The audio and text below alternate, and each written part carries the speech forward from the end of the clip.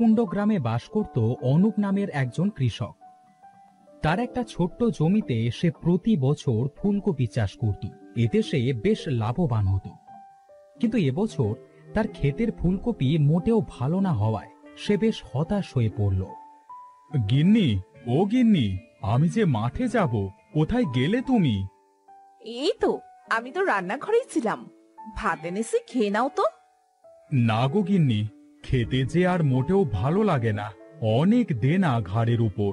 এবছর ফুলকপি মোটেও ভালো হয়নি। কি করব বুঝতে পারছি না। কি বলছো? প্রতি বছর তো আমাদের ক্ষেতে ফুলকপি খুব সুন্দরই হয়, এবার কি হলো? বুঝতে পারছি না, কোঁকড়া আর ছোট ছোট হয়েছে, যা বাজারে এবছর একেবারেই চলবে না। চিন্তা করো না গো, দেখবে আল্লাহ সব ঠিক করে দেবে। তুমি খেয়ে তারপর খেতে যাও। অনুপ বউয়ের কথায় কিছুটা স্বস্তি পেয়ে খাওয়া সেরে মাঠের দিকে রওনা দেয়। না, কি যে করব, দেনা পাওনার জন্য মোটেও ভালো লাগে না। আল্লাহ সব ঠিক করে দেবে, তুমি খেয়ে তারপর খেতে যাও। অনুপ বউয়ের কথায় কিছুটা স্বস্তি পেয়ে খাওয়া সেরে মাঠের দিকে রওনা দেয়। না, কি যে করব, দেনা পাওনার জন্য মোটেও ভালো লাগে না। আল্লাহ সব ঠিক করে দেবে, তুমি খেয়ে তারপর খেতে যাও। অনুপ বউয়ের কথায় কিছুটা স্বস্তি পেয়ে খাওয়া সেরে মাঠের দিকে রওনা দেয়। না, কি যে করব, দেনা পাওনার জন্য। আমি অনেক দিন ধরে তোমার এই ক্ষেতের নিচে বন্দী হয়ে যাই। আহারে, এতটুকু একটা মেয়ে, না জানি তোমার কত কষ্ট হয়েছে। হ্যাঁ, তা তো একটু হয়েছে। যাই হোক, তোমাকে অনেক ধন্যবাদ আমাকে বাঁচানোর জন্য। তুমি না বাঁচালে হয়তো আমাকে সারা জীবন এই মাটির নিচে বন্দী হয়ে থাকতে হতো। এখন তাহলে তুমি তোমার বাড়ি ফিরে যাও। হ্যাঁ, তা তো যাব, কিন্তু তোমার এই ফুলকপির ক্ষেতের এই অবস্থা কেন? জানি না, কিছুই বুঝতে পারছি না। প্রতি বছর তো ভালোই ফুলকপি হয়, কিন্তু এবছর ফুলকপির এই অবস্থা। আমি খুবই দুশ্চিন্তায় আছি। তোমার কোনো চিন্তা করা লাগবে না গো, দাঁড়াও, আমি তোমার একটা ব্যবস্থা করে দিচ্ছি। রায় তার জাদু শক্তি দ্বারা অনুপের ক্ষেত পানি দ্বারা ভরে দিল, আর তার হাতে একটা পানির বোতল দিয়ে বলল, এটা জাদুকরি পানি। এই ফুলকপিগুলো আজ থেকে এই পানিতেই বেড়ে উঠবে, আর প্রতি 10 দিন পর পর এই বোতলের জাদুকরি পানি 1 ফোঁটা করে প্রতি ফুলকপির গায়ে দিয়ে দিও, কেমন? তোমাকে অনেক অনেক ধন্যবাদ মা। তোমার এই উপকার আমি কোনোদিনও ভুলব না। এটা তোমার প্রতিদান। এবার যে আমাকে যেতে হবে। হ্যাঁ, যদি কখনো তোমার সাহায্যের কোনো প্রয়োজন হয়, তখন আমার নাম ধরে 2 বার ডাক দিও, আমি চলে আসব। রায় কৃষকের কাছ থেকে বিদায় নিয়ে চলে গেল।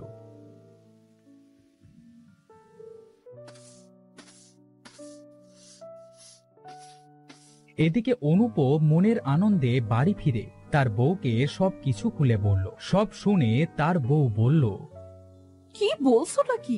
এমনও হয় নাকি পানির উপরে ফুলকপির চাষ?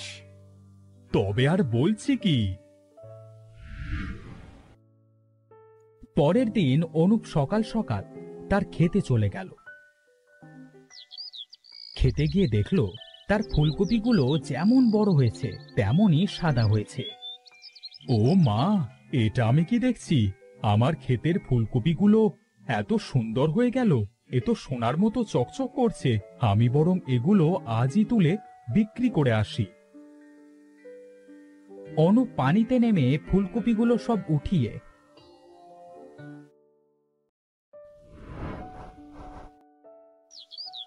বাজারে নিয়ে গেল।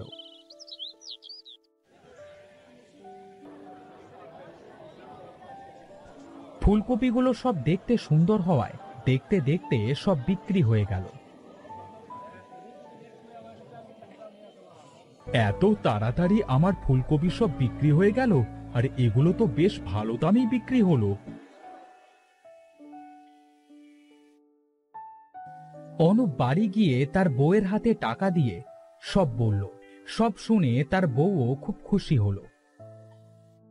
পরের দিন সে আবার তার খেতে গেল। আজ আবার এতগুলো ফুলকপির কড়ি বের হয়েছে, দেখি এই বোতলের পানি 1 ফোঁটা করে প্রতি ফুলকপির কড়িতে দিয়ে দিই।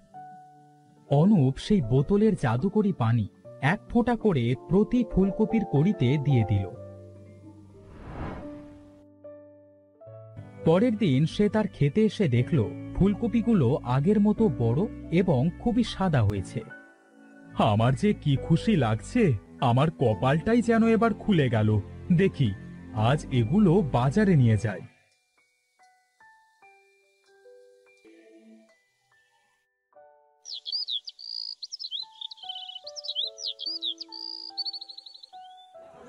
অনুপ সেদিনও ফুলকপিগুলো বাজারে নিয়ে গেল, আর সাথে সাথে সব ফুলকপি বিক্রিও হয়ে গেল। এভাবে অল্প কিছুদিনের ভেতরে তার ফুলকপির কথা অনেক জায়গাতেই ছড়িয়ে পড়ল।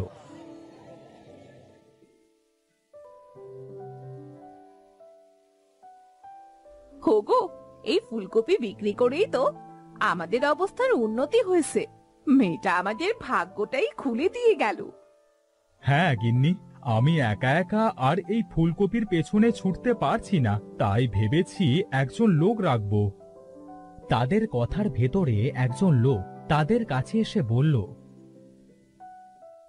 ভাই, তুমি কি সেই বিখ্যাত ফুলকপির মালিক? হ্যাঁ, কিন্তু কেন? ভাই, আমি খুবই গরিব মানুষ, আমার একটা কাজের খুব দরকার। তুমি যদি তোমার ফুলকপির ক্ষেতে আমাকে রাখতে তবে খুব উপকার হতো। হ্যাঁ হ্যাঁ, রাখবো। এমনিতেও আমার ক্ষেতের জন্য আমি একজন মানুষ খুঁজতেছিলাম। তুমি এসে ভালোই করেছো। তা তুমি আজ থেকেই কাজে নেমে পড়ো।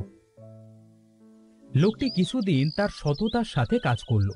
অনুপের দিনকের দিন এমন উন্নতি দেখে তার মাথায় প্রচন্ড লোভ জেগে বসল। ভাই, আমি তো তোমার ভাইয়ের মতো। আমি তোমার কাছে একটা কথা জিজ্ঞাসা করতে চাইছিলাম, বলবে কি? হ্যাঁ, কেন নয়, বলো কি কথা জিজ্ঞেস করবে।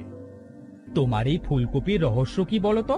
পানির ভেতরে ফুলকপি রাখলে আমার জানা মতে নষ্ট হয়ে যায়, আর সেখানে রাতারাতি তোমার এই ফুলকপি বেড়ে যায়।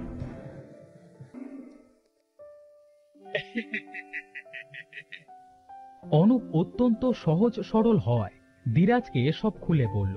সব শুনে ধীরাজ বলল, সেই জন্যই তো বলি, এ আবার কি ধরনের ফুলকপি? যাক, ভালোই হয়েছে, তোমার সাথে কাজ করে আমারও অভাব অনটন দূর হয়েছে। তারা দুজন বাড়ি ফিরে গেল।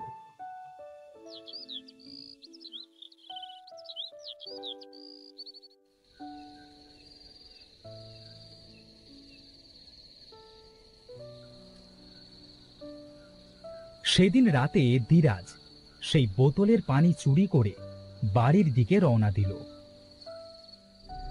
আজ থেকে ফুলকপি আমি চাষ করব। এই বোতলের জাদুকরি পানি দিয়ে ফুলকপি চাষ করে অনেক টাকার মালিক হব।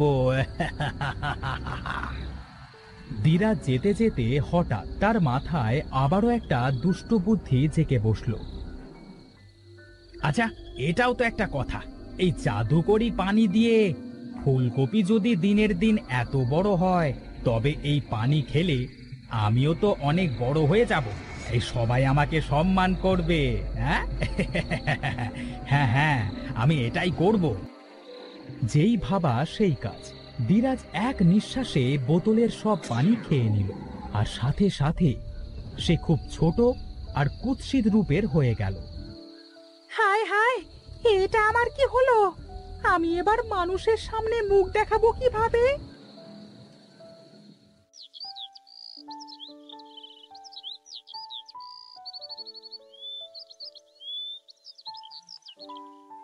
এদিকে পরের দিন সকালে অনুপ তার সেই বোতলের জাদুকরি পানি খুঁজতে লাগলো, কিন্তু কোথাও যখন খুঁজে পেল না, তখন সে হতাশ হয়ে রায়কে দুবার ডাক দিল।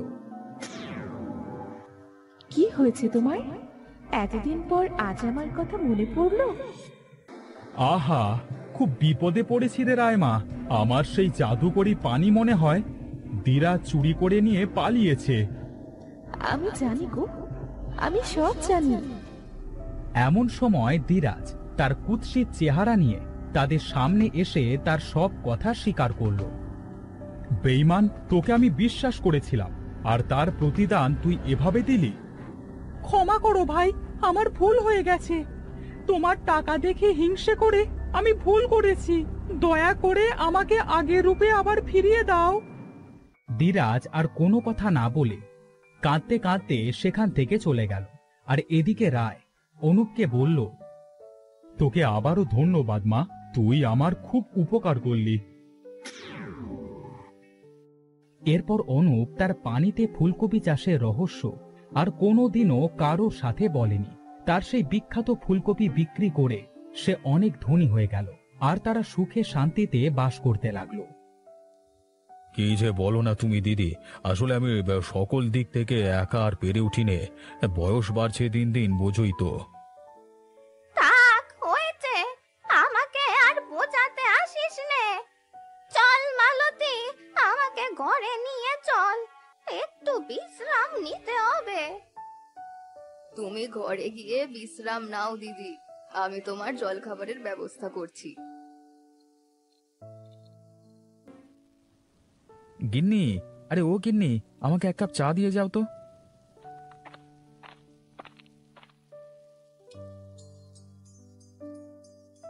এই চার দেওয়ালের মাঝে ঘরে বসে বসে আর ভালো লাগে না গো।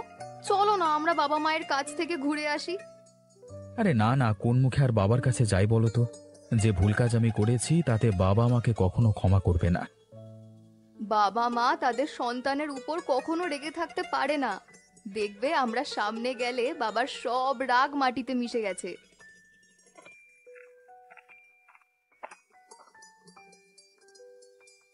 কোথায় যাওয়ার কথা হচ্ছে বাবা? তোর দাদু বাড়ি যাওয়ার কথা হচ্ছে ইন্দু। কি মজা, কি মজা! আমরা দাদুর বাড়িতে যাব এই বর্ষার ছুটিতে। আমরা যাচ্ছি না ইন্দুমা, তোকে নিয়ে আমরা শিশু পার্ক থেকে ঘুরে আসবো ক্ষণ, কেমন? না না, আমি দাদুর বাড়ি যেতে চাই বাবা, পরে তো আর কখনো সময় পাবো না আমি। কেন রে মা, সময় পাবি না কেন? তোমরা যেমন দাদু দিদাকে ছেড়ে তোমাদের ইচ্ছে মতো চলে এসেছো, বড় হলে তো আমিও তোমাদের ছেড়ে আমার ইচ্ছে তো অন্য কোথাও গিয়ে থাকবো। তখন কি আর আমি যেতে পারবো? ওগো, কি বলছে কি আমাদের মেয়ে? এসব কথা বলতে নেই মা। তুই হলি গিয়ে আমাদের নয়নের মণি। তুই আমাদের ছেড়ে কোথাও গেলে যে আমরা বাঁচবো না। যা মা, ঘরে যা, আমরা দুদিন বাদে তো দাদু বাড়ি যাব, ঠিক আছে? ঠিক আছে বাবা, আমি এখন থেকেই আমার ব্যাগপত্র গোছানো শুরু করি গিয়ে।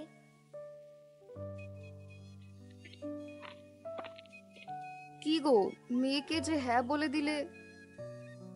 আমাদের মেয়ে যা দেখবে তেমনই শিখবে। ও যখন আমাদের ছেড়ে থাকবার কথা বলেছে, তখনই আমি বুঝতে পেরেছি বাবা মা আমাদেরকে ছেড়ে কি কষ্টে আছে। আমরা এখন আর এখানে থাকবো না, চলো আমরা বাড়ি ফিরে যাই। সেটা তো আমিও চাই। আমাদের মতো একই ভুল যেন আমাদের মেয়ে না শেখে। আচ্ছা, আমি তাহলে যাই, গিয়ে আমাদের ব্যাগপত্র গোছাতে থাকি। এমন দিনে দাদা ভাই খিচুড়ি খাবার বায়না করতো আর আমি বেগুন ভাজা। দাদা ভাই, কোথায় হারিয়ে গেলি তুই?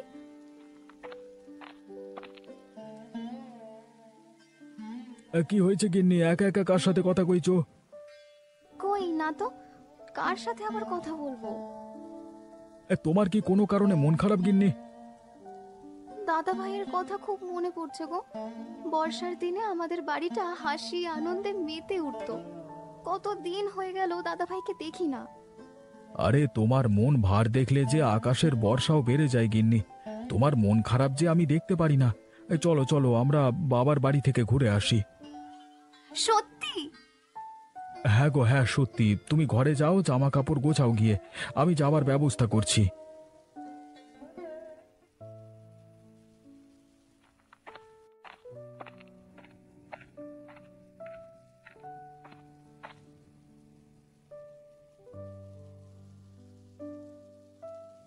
নাও তোমার চা। কি হয়েছে বলো তো তোমার?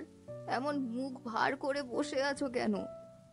কই না তো, কিছু না তো, বাইরে বৃষ্টি দেখছিলাম আর কি। তুমি মুখে কিছু না বললেও আমি কিন্তু সবই বুঝি। একদিন দেখবে ঠিক আমার ছেলে ফিরে আসবে। ফিরে এলেও অতিথি হয়ে আসবে দেখো, দুদিন থেকে আবার চলে যাবে।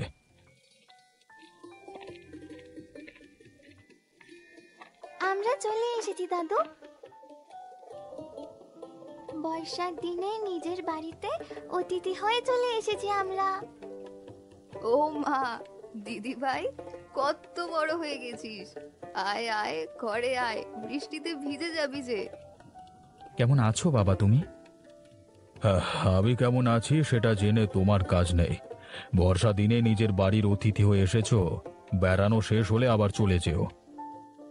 কেমন আছেন মা আপনি? তোমাদের ছেড়ে কি আর আমি ভালো থাকতে পারি? একটি বারও কি এই বুড়ো মা বাবার কথা মনে পড়ে না তোমাদের? তোমাদের কথা মনে পড়ে বলেই তো চলে এলাম মা। মা, ও মা, এই দেখো কারা এসেছে তোমাদের বাড়িতে। ও মা, আমার বাড়িতে যে আজকে চাঁদের হাট বসেছে। আয় মা, আয়, জামাই বাবাজিকে নিয়ে ঘরে আয়। কেমন আছিস তোরা? দাদা ভাই তুমি, তোমরা কখন এলে গো? আমরা এখনই এসেছি। তুই কেমন আছিস কমলা? দাদা ভাইয়ের কথা মনে করে খুব মুখ গোমড়া করে বসেছিল, তাই ভাবলাম ওকে নিয়ে একটু ঘুরে যাই। বেশ ভালো করেছো বাবা জীবন। এখন চলো সবাই ঘরে চলো, গিয়ে বিশ্রাম নাও, আর আমি তোমাদের জল খাবারের ব্যবস্থা করি।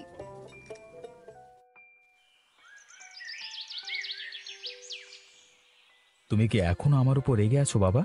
আমি কিন্তু নিজের বাড়িতে বর্ষার দিনের অতিথি হয়ে আসিনি বাবা। তো কি হয়ে এসেছিস শুনি? আমাদের বুড়ো বুড়িদের একটু বয়স হলে তোরা ছেলে মেয়েরা বাবা মায়ের আর দায়িত্ব নিতে চাস না। একদমই সেরকমটা নয় পিসি। আমি বাইরে পড়াশোনা করেছি, এসব জমি জমা দেখাশোনার চেয়ে চাকরি করা আমার কাছে ভালো মনে হয়েছে। তো এখন কেন এসেছো তাহলে?